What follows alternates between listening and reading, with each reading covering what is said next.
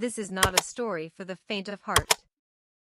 This is a story about a man who lost his way, a woman who lost her compassion, and a family that nearly lost everything. It is a story that proves the greatest war is often fought not on a battlefield, but in a home. What would you do if your home became a place of pain? What if the person you swore to love became the source of your greatest shame? Before we begin, I want you to make a promise to yourself. Promise that you will not judge the characters in this story, but you will listen to their pain. Smash the like button and subscribe, because this is a story that will teach you the most important lesson about love, forgiveness, and the power of a single choice. The cracks in the walls. It started with the small things, the kind of things that are easily dismissed. A forgotten errand. A misunderstood word. A sigh that lingered just a little too long. For months, the husband and wife had been living in a fragile silence, their home a quiet battlefield of unspoken tension. He was a good man, a hard-working man, but the pressures of life had begun to weigh him down.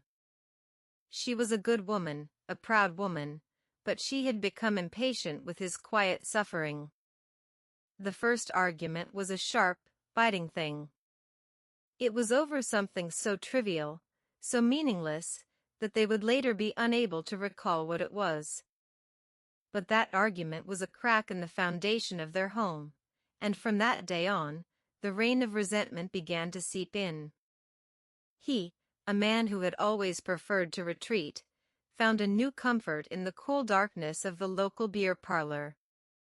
It was a place where the air was thick with smoke and laughter, and the problems of the day could be drowned in the bitterness of cheap liquor. At first, he would only go for an hour or two. But the arguments became more frequent, and the hours at the beer parlor grew longer. He was no longer just a man having a drink, he was a man escaping. And his wife, she was not a woman who understood escape. She saw his absence as a personal insult, a public humiliation. Her anger, which had once been a quiet simmer, now boiled over into a ferocious, cutting rage. When he would return, his steps unsteady, his breath heavy with the smell of beer, she would be waiting. She would stand in the doorway, her arms crossed, her eyes a cold fire. "Look at you," she would say, her voice dripping with scorn. "A man who cannot even face his own home. Are you not ashamed of yourself? Are you not ashamed to face your children?" Her words were not just insults, they were weapons, each one designed to cut him to the bone. He never responded. He would just stand there, a defeated look on his face, absorbing her verbal abuse like a sponge. And the more she abused him, the more he would retreat. He became a ghost in his own home, a silent shadow that came and went, his only joy the hours spent in the beer parlor, far from the mocking laughter of his wife. The new pillow. The turning point came on a cool, rainy evening. He had spent the entire day in the beer parlor, a familiar stupor settling over him. He stumbled home in the dark, the street lamps blurring into distorted stars. As he reached his house, his wife stood in the doorway, a mocking grin on her face. "Welcome home, Mr. Drunkard," she spat. "Did you enjoy your day? Did you find a new home in that beer parlor?" He stopped, his body swaying. He looked at her, his eyes red and distant, and he said something that would haunt her for months. "I have found a new pillow," he slurred. "It is the mud in front of our house." She thought it was a joke. She laughed, a cruel, cold sound that held no humor. But he wasn't laughing. He took 2 steps forward, collapsed into the wet, cold mud in front of their doorstep, and fell into a deep, alcohol-induced sleep. What would you do if you saw your husband, the father of your children, sleeping in the mud in front of your home. Would you be angry? Would you be heartbroken? Tell me what you think in the comments. She stood there, speechless. Her anger turned into a hot, embarrassing shame. She wanted to scream, to kick him, to drag him inside. But a neighbor, a kind old man named Baba Segan, was walking by. He looked at her, then at her husband lying in the mud, and he simply shook his head, a look of profound sorrow on his face. She felt her dignity crumble, her pride turn to dust. She rushed inside, her eyes burning with angry tears. She was humiliated. She was embarrassed. But she did not help him. She left him there, to let the world see what a useless man he was. That was the first night. But it was not the last. The 6-month ordeal. The next day, she woke up to find him gone. The mud was a perfect imprint of his body, a silent monument to her shame. He returned that night, drunk again, and again, he slept in the mud. He would do this night after night after night. Her neighbors began to whisper. The children on the street would point and laugh. She would sit in her home, the curtains drawn, listening to the cruel mockery. The children would come home from school with stories of their father, a man who had chosen a mud patch over a warm bed. Every morning, she would wake up to the same sight, a man, her husband, lying in the cold mud, a silent testament to the wreckage of their marriage. She would stand in the doorway, watching him, a knot of confusion and shame tightening in her stomach. What had happened to them? Where did they go wrong? Was this a punishment for her words? For her anger? The weeks turned into months. He slept in the mud for 6 months. 6 long, agonizing months. She would look at him, her heart a cold, hard stone. She would see the mud on his clothes, the dirt under his fingernails. She saw the man she married, a good, kind man, turning into a stranger, a drunkard, a man who found more comfort in the cold mud than in her presence. If you have ever been in a situation like this, please tell me what you did to help yourself. What would you do in a similar situation? Her heart, once filled with pride and love, was now a place of anger and resentment. She had endured the public humiliation. She had endured the whispers of her neighbors. She had endured the sorrow in her children's eyes. But she was at a breaking point. The mockery, the shame, the loneliness, it had all become too much. And on that fateful night, as she watched him stumble and fall into the mud for the 100th time, something inside her finally broke. But it was not her spirit.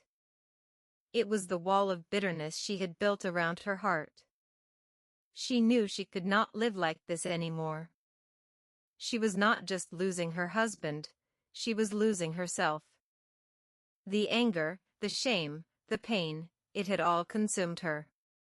She knew she had to make a choice. And on that night, as the rain began to fall, she made the first step toward a path she never thought she would take.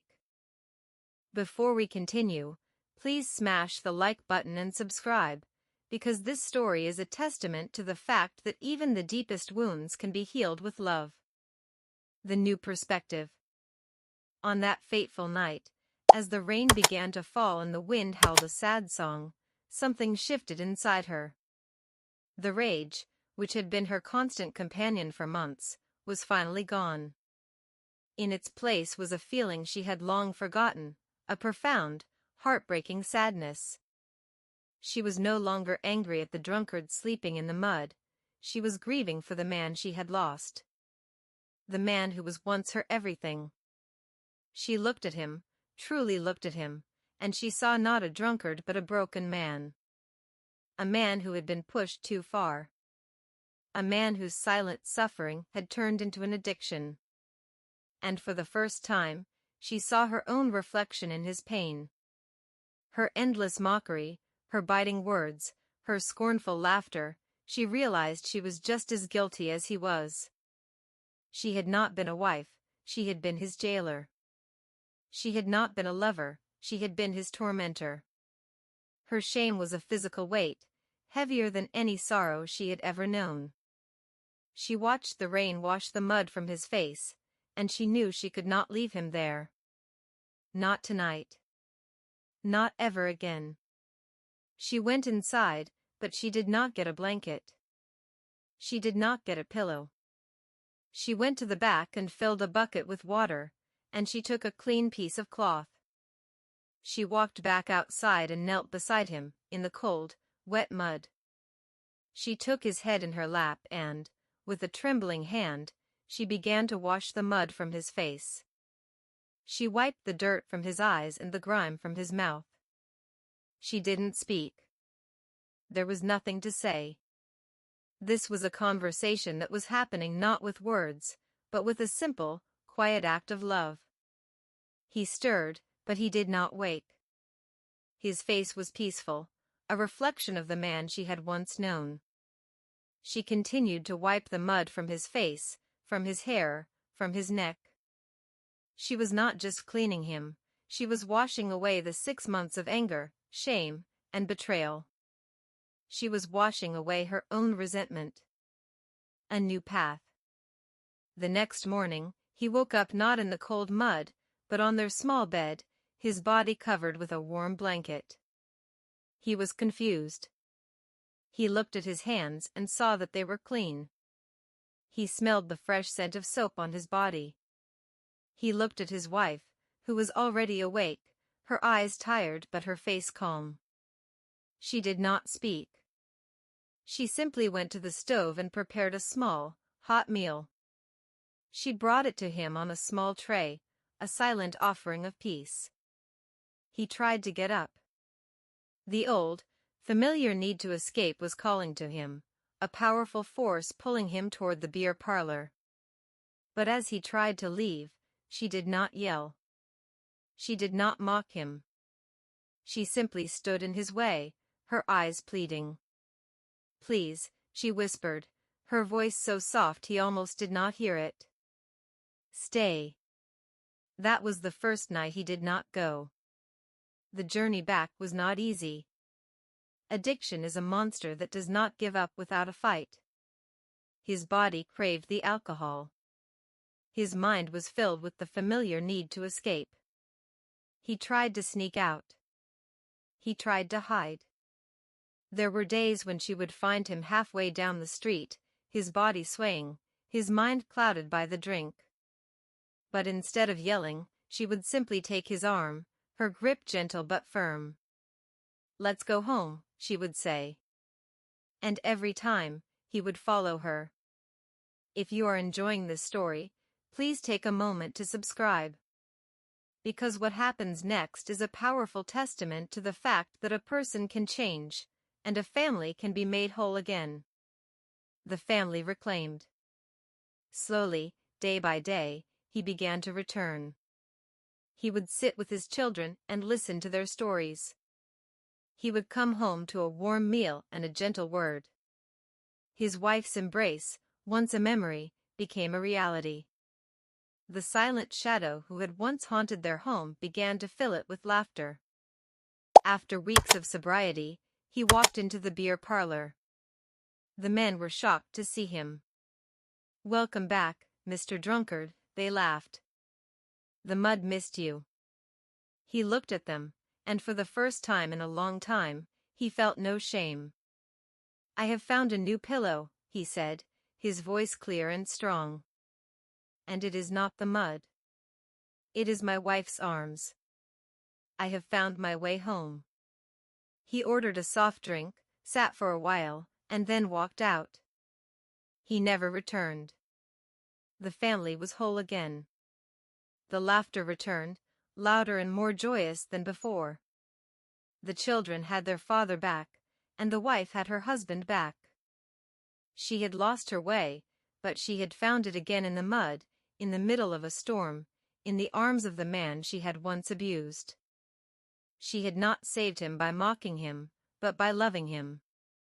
She had not saved him with her words, but with a silent act of forgiveness. This is the story of how a woman regained her husband. It is a story that proves that even when you feel like you have nothing, you have everything. You have the power to choose love over anger, forgiveness over bitterness, and a new life over a painful past. This is not just a story, it's a message. Let's spread this message of peace and forgiveness to all. Please remember to subscribe and share this story with your friends and family.